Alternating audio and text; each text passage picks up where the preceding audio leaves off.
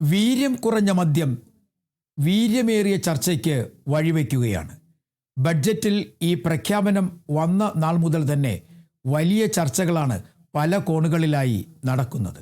പ്രത്യേകിച്ചും കോൺഗ്രസിനകത്തും അതിനെല്ലാം ഉപരിയായി LDFിലും. 2021 ഇടതു സർക്കാരിന് മുന്നിലാണ് ഈ വീര്യം കുറഞ്ഞ മദ്യം എന്ന ആശയം എത്തുന്നത്. ബക്കാഡി കമ്പനിയാണ് ഇതുമായി രംഗത്തെത്തിയത്.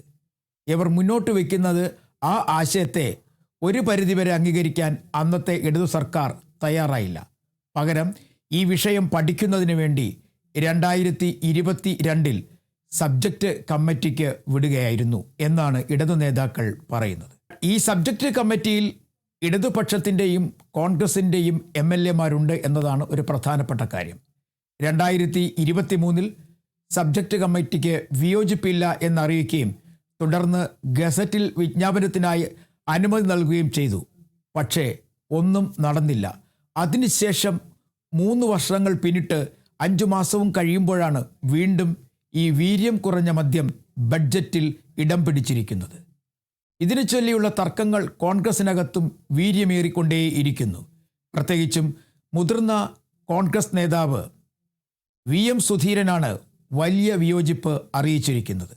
കാരണം VM സുധീരൻ KPCC അധ്യക്ഷനായിരുന്ന സമയത്താണ് മദ്യ വിൽപ്പന കുറയ്ക്കണമെന്നും ബാറുകളുടെ എണ്ണം കുറയ്ക്കണമെന്നുമൊക്കെ നിർദ്ദേശം മന്ത്രിസഭയ്ക്ക് മുന്നിലേക്ക് വയ്ക്കുന്നത്. ഉമ്മൻചാണ്ടി മന്ത്രിസഭയുടെ സമയത്ത് പല ബാറുകളും അടച്ചുപൂട്ടി. സിവിൽ സപ്ലൈസ് കോർപ്പറേഷൻ്റെ ബീവറേജ് ഔട്ട്ലെറ്റുകൾ പരമാവധി നിർത്തി. അങ്ങനെ വലിയ തരത്തിലുള്ള ഒരു മദ്യരഹിത കേരളമാക്കി മാറ്റുന്നതിനൊരു നീക്കം നടത്തി. പക്ഷേ ഇടതു സർക്കാർ വന്നതോടുകൂടി തന്നെ പൂട്ടിയത് പലതും തിരിച്ചു വന്നു. ഇതൊക്കെ കോൺഗ്രസ്സുകാർ പറയുന്നുണ്ടെങ്കിൽ തന്നെയും പക്ഷേ ബഡ്ജറ്റിൽ ഈ വീര്യം കുറഞ്ഞ മദ്യം എന്നത് കടന്നു വന്നതാണ് ഇപ്പോൾ വലിയ ചർച്ചയായി മാറുന്നത്.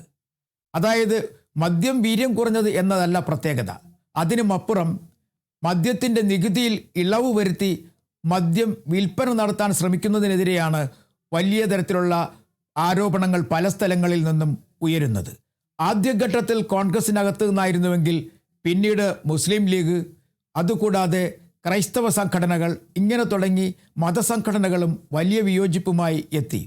കാരണം മദ്യത്തിനെതിരെ ഒരു ഉറച്ച നിലപാട് UDF സർക്കാർ എടുക്കണം എന്നാണ് എല്ലാ സംഘടനകളും പറയുന്നത്.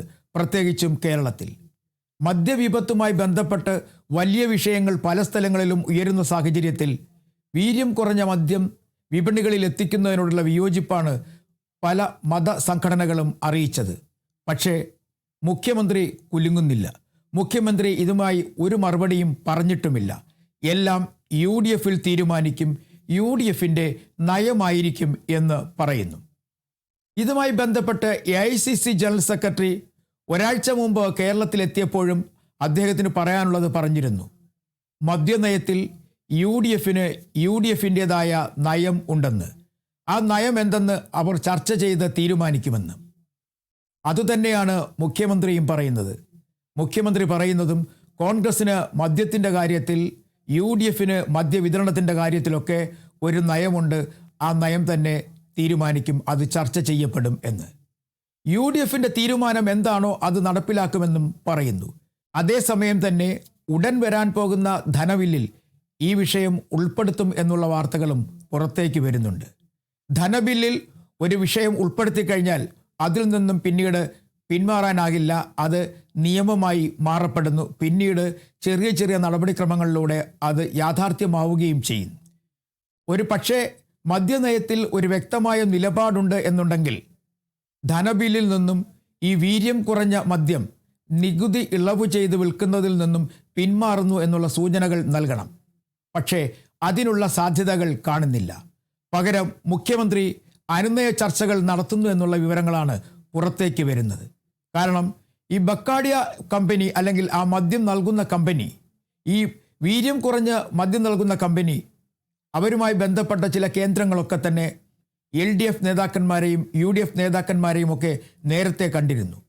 ഇതിൽ നിന്ന് ഒരു കാര്യം വ്യക്തമാക്കുന്നത്, ഇത് മദ്യം വിപത്താണ് എന്ന് പറയുമ്പോഴും ഇത്തരത്തിലുള്ള സാധനങ്ങൾ, അല്ലെങ്കിൽ ഈ വീര്യം കുറഞ്ഞ മദ്യം വിൽക്കുന്നതിനെതിരെ വലിയ തരത്തിലുള്ള വിയോജിപ്പ് തന്നെയാണ് കോൺഗ്രസിൽ നിന്ന് ഉയരുന്നത് എന്ന് പറയാൻ കഴിയും. എന്തായാലും അടുത്ത ദിവസങ്ങളൊക്കെ തന്നെ വീര്യം കുറഞ്ഞ മദ്യം വലിയ ചർച്ചയായി തന്നെ മാറപ്പെടും എന്നുള്ളത് ഉറപ്പാണ്. കോൺഗ്രസിൻ്റെ മന്ത്രിമാരുടെ ഭാഗത്തു നിന്നുണ്ടായിരുന്ന എതിർപ്പുകളൊക്കെ മെല്ലെ കെട്ടടങ്ങിയെന്ന് വേണമെങ്കിൽ പറയാം. അതേസമയം മന്ത്രിസഭാ യോഗത്തിലും ഈ വിഷയം വലിയ ചർച്ചയായിട്ടില്ല എന്നാണ് പുറത്തു വരുന്ന വാർത്തകൾ. കാരണം ഈ മദ്യത്തിൻ്റെ നികുതി കുറയ്ക്കുക വഴി 131% കുറയുന്നത്. അത് കുറയുക വഴി ഖജനാവിന് നഷ്ടമുണ്ടാകുമോ ഇല്ലയോ എന്നുള്ള കാര്യത്തിലാണ് ഇപ്പോഴത്തെ ചർച്ച. ഇനി അതിനുമപ്പുറം കൂടുതൽ കാര്യങ്ങളൊന്നും തന്നെ ഇപ്പോൾ കോൺഗ്രസും ചർച്ച ചെയ്യുന്നില്ല. ഈ വിഷയം കണ്ടതായിട്ട് നടിക്കുന്നതേയില്ല AICC. കേരളത്തിലെ ഒട്ടുമിക്ക കാര്യങ്ങളിലും ഇടപെടുന്ന പതിവ് AICCക്ക് ഉണ്ടെങ്കിൽ തന്നെയും പാർട്ടിക്കകത്തും ഘടകകക്ഷികളിലുമൊക്കെ ചർച്ചയാകുന്ന വിഷയത്തിൽ AICCയും മൗനം പാലിക്കുകയാണ്. KPCC അധ്യക്ഷനായ സണ്ണി ജോസഫും ഒന്നും തന്നെ പറയുന്നില്ല. എന്തായാലും വരും ദിവസങ്ങൾ, അതായത് വലിയ താമസമില്ലാതെ ധനബില്ലിൽ ഇത് കടന്നു വന്നു കഴിഞ്ഞാൽ വീണ്ടും വലിയ ചർച്ചയ്ക്ക് വഴിവെക്കും എന്നുള്ളത് ഉറപ്പാണ്.